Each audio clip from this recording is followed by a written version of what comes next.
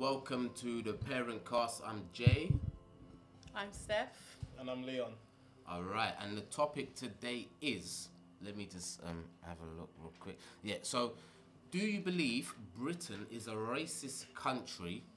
If so, or if you don't, why? And do you fear for your children's safety? What's up? I don't like starting. Okay, I'll start. It depends how you look at it and the aspect that you're going to go along with this. I personally grew up in an environment where I didn't know about racism only until I got of age, and I had to sit down and ask myself why. I grew up in Lewisham, and the estate that I grew up on was very multicultural. We had Turkish, Asian, black people, white people, Cyprian.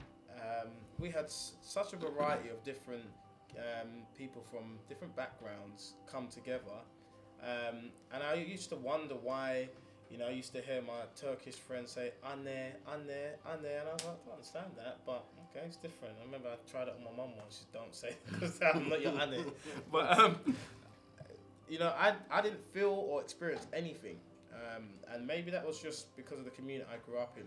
However, when I now look at it from my child's perspective, I'm an older person. I'm aware of things that are said and why certain things are done.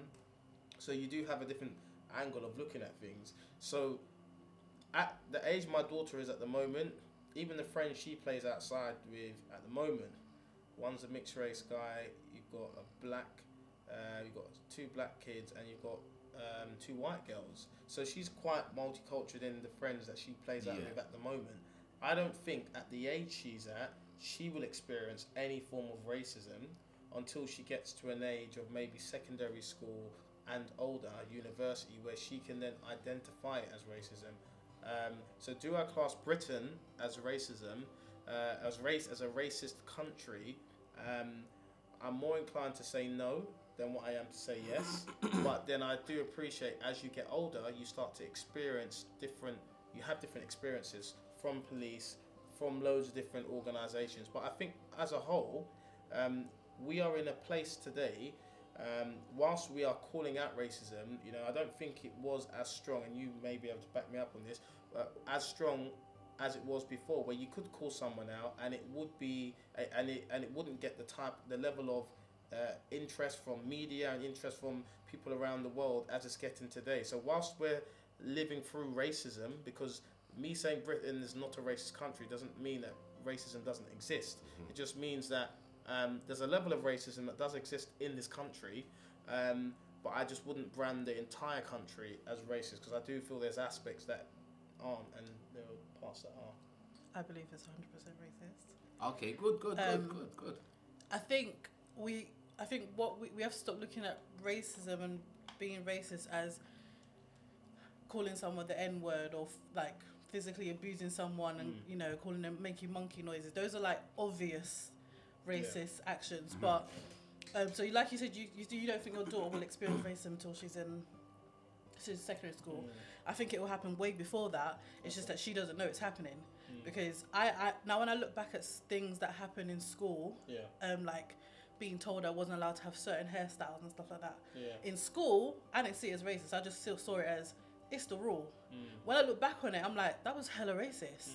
That I wasn't allowed to have coloured braids, but Jodie next to me had dyed her hair red, but I wasn't allowed to have blue braids in my hair. Okay. I didn't look at it I didn't look at it as racism then, but now I look back on it and I realise it was. I think let me not speak for your daughter, but I think black children experience racism from young within the school, in terms of how their teachers view them, how they treat them, how they teach them. So your child might not know it's racist, but it's definitely happening. She won't be able to pick it out, but it will definitely happen to your children. So in terms of how I educate my daughter, I'm very strong on don't let no one touch your hair. You got very nice curly afro hair. People are going to want to touch it. Don't let your teachers touch your hair. Don't let them, oh, your hair's so cute. Don't let it happen. because I'm not gonna be with her every day. She needs to recognize it for herself from a young age, because it will happen from a young age. I think racism is embedded so deep into the British system and into education that we don't. Sometimes we forget. So like the whole thing coming out with George Floyd, now everyone's eyes are open. Oh my God, that was so racist. And I think even as a community and as human beings, white people,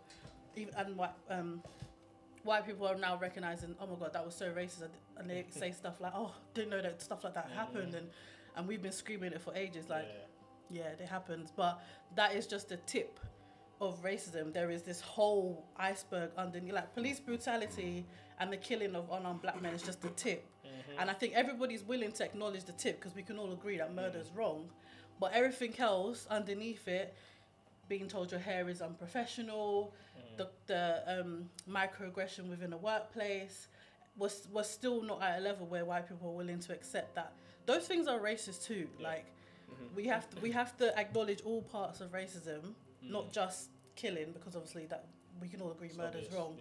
So that's why I strongly agree Britain is racist, but I think we're so in denial about it, or we're so used to these things that it's just become a part of just living in Britain that we say, oh, Britain's not racist, oh, it's not that bad as America, but we shouldn't accept, oh, because it's not that bad, just because you're not killing me, but why should I still accept everything else? Valid point. So what about whether your child's future? Do you worry for Oh, your child's 100%. future? I think I do worry. I do worry in terms of like the school system and like going into work and for her further education, but I think the way I teach her and the way I'm open with her, I would hope that she has a better head start in that area than I did. And everything that's going on now, the protests and people are finally standing up, and I'm hoping that this will better her future, and if not hers, her children maybe. So I'm hoping that everything that's going on now has a positive effect on how she grows up as well, so that it's different from what we went through. Good point. Now I think I have to agree with Leon. I don't think Britain, England, I don't think it's a racist country. I think the lines are being very, very, very blurred right now when it comes to this racist thing, because you have white people saying black people are being racist towards them and all this business here. Okay, so I'm not even gonna delve too much into that. I'm just gonna put it like I see it as, yes, race is an issue around the globe. There is a racist system here in the UK, like there is a racist system, okay, not a racist system, but there's a system which kind of promotes, the kind of the non-upliftment of minorities. Like, I'll put it that way, Okay, so, but what they do have in the UK is something called a class system. In that system, it don't matter what your race is. So if they do have a class system here in the UK, and that is predominant, that is the most important thing in the UK, they really do not care what race you are. If your pocket is strong, you are a part of a certain class system. They don't see you as black, white, pink, purple, nothing. All they recognise is you're a part of this class. So in regards to Britain being racist, I have to say no, but yes, there's racist aspects, there are racist areas, there are bigoted views, there's a whole sorts of racial negative things in regards to Britain and what they're associated with. But to give it a blanket statement like Britain is a racist country, no. The reason why many would say that is because like we're using numbers here. If 100,000 people out of let's say there's 500,000 people. If 375,000 people are deemed to have a certain view, then the place they're from is gonna be labelled with that one set view. But they're gonna misunderstand. There's like 125,000 people who do not think this way. So are we now gonna say, well, no, that place is that way because of the majority's mindset? We can't do that.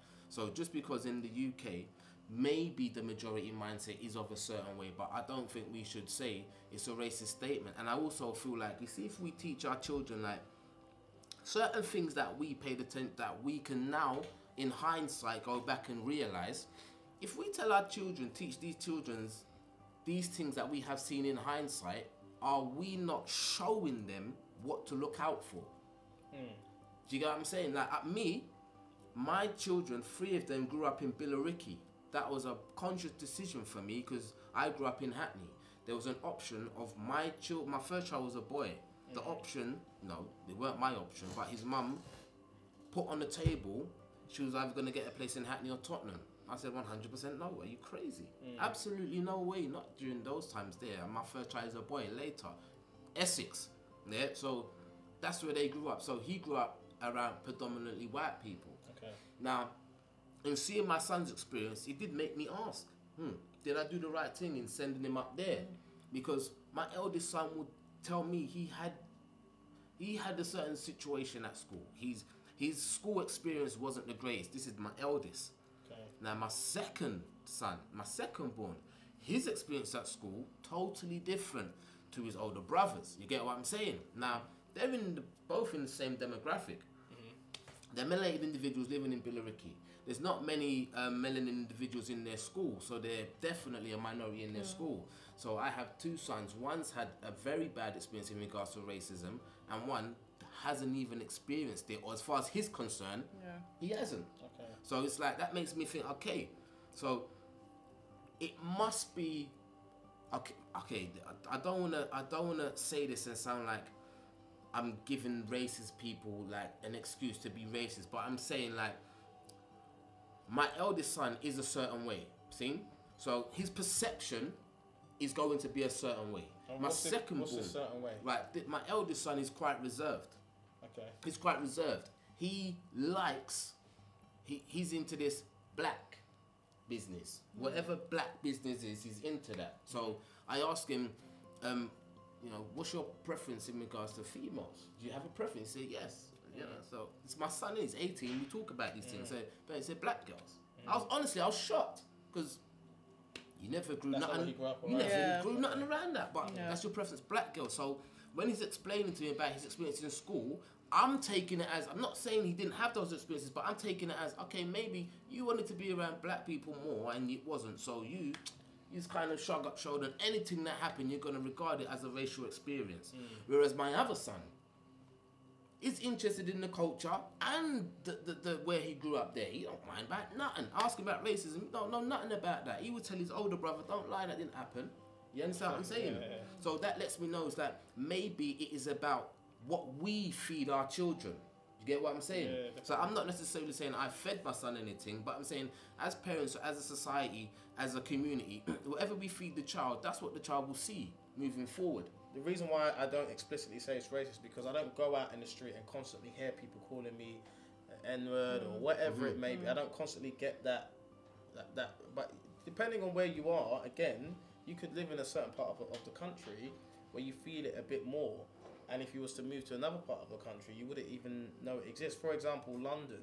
You know, London, for example, so if you're dealing with authorities, you may feel, for example, like with the police or even with the immigration. Like when I saw the way they handled the people from the Windrush generation, and that there was a program made on it. That whole Yeah. That scandal. must have made people at that time feel that Britain is a racist country because they are dealing with the authorities that are running the system. So you can sympathise as to why they would have that perception. So when I'm looking at it from my daughter's perspective, now my daughter's she's a light-skinned black girl. So again, sometimes I say to myself, I wonder if she will ever experience like someone saying, "Oh, are you on more of the black side or on the white side," sort of thing. Now, Athena, her mum, she's mixed race through a Nigerian and a Cyprian family. So her dad's Cyprian and her mum's Nigerian. Athena grew up in a black household, her mum's household. So effectively, Athena's very cultured. You know, she's been cultured and brought up in a black cultured household. So all that Sienna knows, again, on top of that, with me being part of the household now, is a black household with black culture and black values. So with that being embedded within Sienna, when she then goes out into society, will she ever interact with another individual who may be a mixed race through a black father or black mum and a white Yes, I believe so. counterpart who may pass through different comments? She probably will. And how she handles that is just going to be down to obviously her coming back to us and giving us giving us an understanding of what's going on there.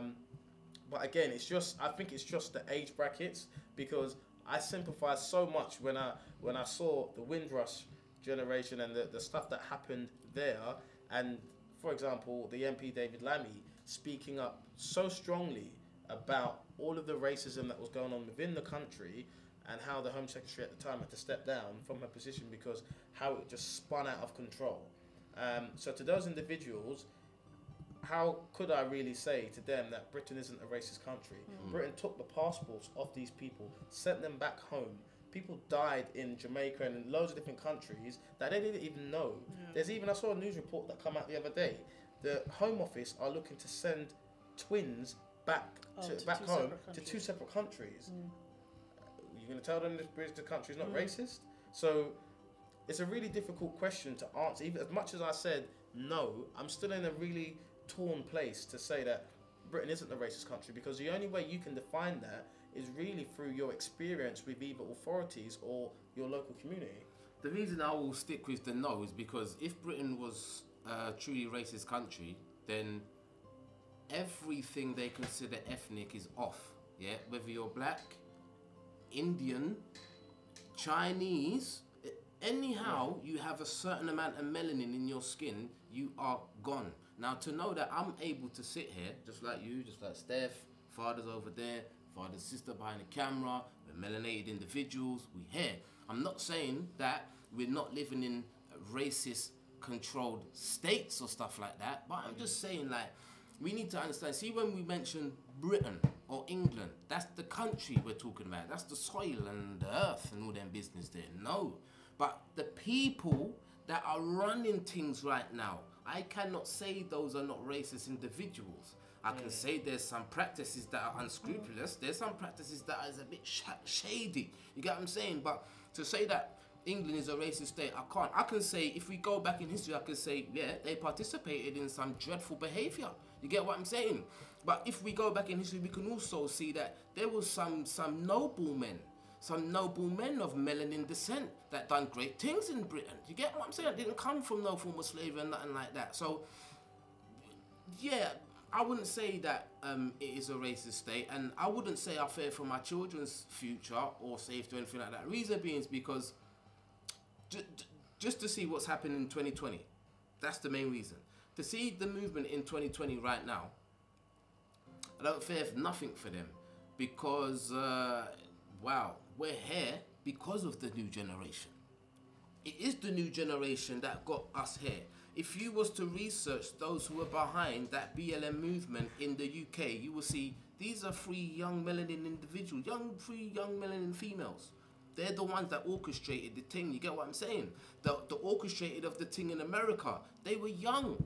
You get what I'm saying? Yeah. So we need to understand that when we were seeing on the news that the youngsters are going on wicked, it looks like they're killing each other and rare. Me, for someone who I tend to look at things a bit differently, I like to be, you could say, devil's advocate at a certain time, innit? Just to make discussion a bit interesting. So I would look at what these kids are doing, and I'm saying to people that are saying these kids are wild, I'm saying to them, they're not wild, they're soldiers. Look, that's what they're doing. Right now, they're soldiers. Too many of these kids out there on this wild thing, that's a soldier. That's what I see. Now, to see the way they was able to put together and pull off this movement, let me know 100%, wow, they're even more strategic than I thought. You get what I'm saying? Like the youngsters. So let's not for one moment count these youngsters out. I don't fear nothing for my sons and my children's future. I think their future's probably going to be much brighter than we could have ever fathomed. That's what I hope for that. I do hope for that, and I honestly do believe it. I hope it will go that way, still. You see, with the fear factor, right? Here's another thing. So I personally think we're growing up in a time today where every sort of every area that could be debated on, so for example race, sexuality, gender orientation, all of that sort of stuff is being spoken on right now. many years before, from what I understand it to be, these things weren't really spoken on as much as they are today. It was kind of taboo. Yeah, it was more of a taboo subject. So with things the way they are today, I really do feel that I'm much more comfortable with the fact that, you know, conversations are being held, because the only way for things to change and for that real, for us to really say it's not like that, it's like this, is through these conversations and speaking with those in power. So with that being said, I'm constantly hearing debates around all these topics that are going to impact our children. Yeah. Okay? Whether your child is straight, heterosexual, gay, whatever, whether they are considering a gender change, all of these things that actually impact our children, that we, from my perspective, is not even a question in a term.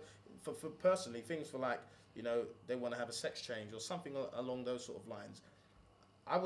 Those things never even came into my mind when I was a child, but for some reason, I keep hearing this pop up quite often, you know, in loads of different debates and all these things. And I'm just like, well, clearly, we are living in a completely different time. Because so with like Britain, for example, obviously we have laws that are put in place, so you can't, hate crime and discrimination, can't discriminate in the workplace.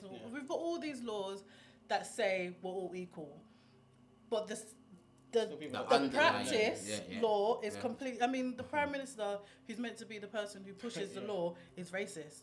So how the law means absolutely nothing if everything underneath doesn't follow, which is why I'm very mindful with, you said, don't put things in your children that aren't there, so they don't go and look for it. But everything I install in my door isn't made up. Isn't stuff that I made. It was stuff that I've been through. And even if I haven't been through, if I have a son tomorrow, if I have a black son, I've never been stopped and touched in my life. But I'm still gonna make him aware, this might happen to you. This or this or this. I don't think you need to personally experience something to educate your children on this might potentially happen to you. So as much as I want my daughter to be a child, play, be free, you don't have to worry about racism, but I want her to grow up understanding that it's something that might happen to you, and I want her to be able to identify it, because I wasn't able to identify it. So I think the first time someone called me an N-word, I was like 15, and I was like, what? People say that? Like, I thought that only happens on TV. Like, I get that. I was gobsmacked. But I don't. Not that I want her to be used to someone calling her an N-word, but I want her to be prepared that people are not going to. People might not like you based solely on your skin color. Your teachers might treat you differently based solely on your skin color. You might not get a certain job because of your African last name. And I want her to be 100% aware that may happen to her. I don't want it to be a shock factor. I want her to be prepared. See, we commonly do this here where we associate the negatives, isn't it? So what about the positives? Because there's many people who absolutely love anything to do with melanin. Name, skin colour, everything. You know what I'm saying? I have many people talking about how I don't really like, Turkish people, they don't really like me. You see me when I go to Turkey, they treat me like a superstar. They absolutely love it. You get what I'm saying? So it's like, But it's like a fetish. Remember, there's a difference between appreciating and appropriating. So I think I can definitely differentiate between a fetish and a general just liking it. You know what I'm saying? Yeah. I tell you what, when I was growing up, I got the talks from my mum about you being a black person, you have to work 10 times as hard. I wanted to see it for my own self personally. I wanted to be aware of it, because sometimes that can taint your view to such an extent. That's the you word. start hating the individual before you even have that interaction with them. So for example, you say, the police will stop you and the police are going to treat you different. So you're already against the police before they even open their mouth. The second they've stopped you, they may have a valid reason for stopping you. But your reaction is just going to make it so much more difficult. I could flare up that situation for more than what it actually is. In addition to that, when I used to go to different places, if you used to go out with my mum to different to a friend's house, she'd give me the whole thing. See, when you go to that house, make sure you don't ask for nothing. Make sure you don't do this. Make sure you don't do that. Yeah. Now, the one place, if I went to this, I'd have met up with a dignitary. He was the Australian High Commissioner in Trinidad and Tobago, right? And this was a random meeting. I literally bumped into him on a plane. Didn't know who he was. He ended up inviting me round to his house, and I had dinner at his house, right? And had I gone there, I would just remember my mum saying to me, make sure when you go to people's places, you don't ask for nothing, you know, say nothing, don't ask for nothing, like, say no. So I'm there thinking to myself, oh, do I go to this man's house and not? And I was like, no, I need to kind of interact. And if I'm saying no, that could hinder the conversation a bit. So it is about striking that balance, because I wouldn't want Sienna to walk into a place thinking no one's racist and everyone's just all lovely and but then I also want her to have that open mind that whilst I'm saying this, don't taint that with everybody. Every police officer isn't racist. Like every person that's on a higher power is not at that level, because there are black MPs out there, there are black people sitting at high levels. There's just not enough. Do you understand what I'm saying? So the way I want to do it with Sienna, because had I never had this real sort of like, okay, when I go through it, I'll deal with it. Until then, everyone's cool. I think I'm the opposite. That's how I had to look at it, because, and I'll be honest with you now, no one expected me to be in the place that I am today financially, with the contacts that I have, all that sort of stuff, because it was more of a thing of, oh, you're black and you're going to have to work 10 times harder, all this sort of stuff. But I was like, I know it's out there, but I don't want to just be thinking that all the time, because I'm going to get pissed off with everyone. And then I'm going to feel like, oh, do you know what, the whole country's down on me, so what's the point? What's the point of me doing anything? What's the point of me going out and trying to live life because everyone's going to be racist, or everyone's going to get at me because I'm black, or something like that? I got annoyed at that whole aspect of just looking at it from the perspective of victim. As I said, I'm the victim before I even do anything. What's the point? So I have to say to myself, no, I'm just being clean. aware. I wouldn't see it so much as a victim mentality, just being aware. So if you get to stop and search, there might be a good reason why they've decided to stop and search you. So that's not saying that as soon as they stop and search you, you jump down their throat. But just being aware how to look for the signs where they might be taking the piss. Definitely. So know your rights. Exactly. So know your that's rights. Where it comes from, knowing your rights. That's what I'm saying. But that's what I mean in terms of just educating them. That's not saying that every police officer who stops you is doing it because you're black.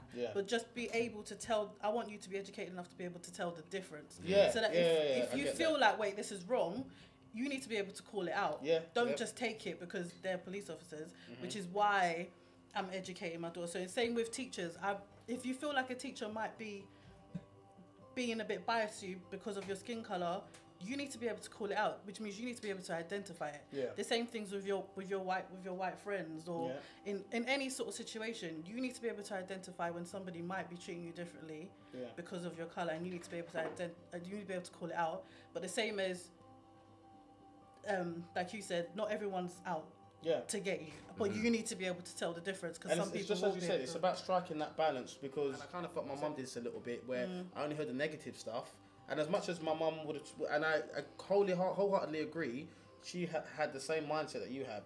She wants to educate me to ensure that I'm aware and all that sort of stuff, but I heard a lot of negative stuff, and it's as much as you're trying to protect your child and give them that whole, to me, it was a bit too much negative stuff, where I kind of was just like, nah, don't want to, I'm pushing that negative stuff away. What if it is just because everything's just negative? But the thing is, that's my mum's. But that was my mum's experience. I think it was a bit of my mum's experience, but I didn't see it. I needed to see it for myself. I had the same experience. My brothers, and at the end of the day, it made me, obviously, it's this, innit? If you lot are being so negative towards people like me, under no circumstance, under any situation, am I gonna ever feel like I need to be positive with you? Through stories. Never. You know what I'm saying? So this is what I think, that's where that's the danger there. Like, when you feed too much, then you push them into an area where they haven't even had the interaction yet, but already they have a reaction. Already they have a reaction. What? What is it? Like, and it's like, and sometimes I hear the officers go, no, I'm just, what? And I'm like, bro, allow it. But it's you have to think about it. It is frustration. Like I make TikTok videos, and like I basically educate white people on how to just not be racist. And I'm very harsh and I'm very blunt. And a lot of my white friends message me and say, "Oh, do you know what? It was a bit harsh, and it was a bit, it made me feel a bit weird." But my point to them is, if you've been slapped in the face over and over again, you've been saying, "Don't slap me. don't slap me. Eventually, I don't want to be nice anymore. I'm going to tell you how it is. So for a black boy, if he's been stopped 5 times already before, and he's being stopped again, he is going to come across. He's backs up already. Yeah, 100%. But that's the thing. How can you then educate that individual to feel like, listen, whilst your back's up, whilst you're going to have your back up, you're also going to need to interact with authorities in a way that's not always going to lead to you getting arrested. Yeah, it's because hard. at the end of the day, It's hard. you're going to have to strike a balance sooner or later. That at the end of the day, these will have the power over you. And with this education that we are putting across, it needs to be in a way of, look, whilst you're going to feel a bit backed up, you need to pattern that down a bit, and also communicate effectively your rights to an officer. Because listen, anytime an officer stops me, try and know he's going to get what is it? What is it about? And if you're not following your rules, I will make sure I follow up that complaint. Because a complaint does do stuff. Some people believe, it doesn't get anywhere and whatever else. Again, through other people's experiences, through my experiences, I've had written apologies from actual officers that have had interactions with me, because they said things like, "Oh yeah, your car's labelled as a drug car." And I went straight to the top. I went to his name was Sir Bernard Hogan Howe at the time. Straight to the top. I'm not having that at all. Don't dare label my car like that. And it was him who at the time investigated it, contacted the officer, and the officer then wrote a written apology to myself about that. So again, that's just the way I handle the situation. And I know not everyone handles situations in a way that may see things through, because their vision is already tainted by others' experiences. So. Well, that being said, that wicked, that lovely talk that was from myself, Jay, and lovely Steph. That's it, and Mr. Man. Myself, Leon. Yes, man. All right, so remember, keep it tuned in. Like, comment, subscribe at Parentcast. What is it? That underthing hub. Yeah. Underscore. Yeah, there you go. You get me? Yeah. So all the socials will be left down there. Yeah. Stay cool. Stay parented. Guys, welcome to Parentcast. My name's Heather. I'm Victory. And I'm Stephanie. And today we're going to be talking about 3 things that shape us as parents. Okay. Go for it.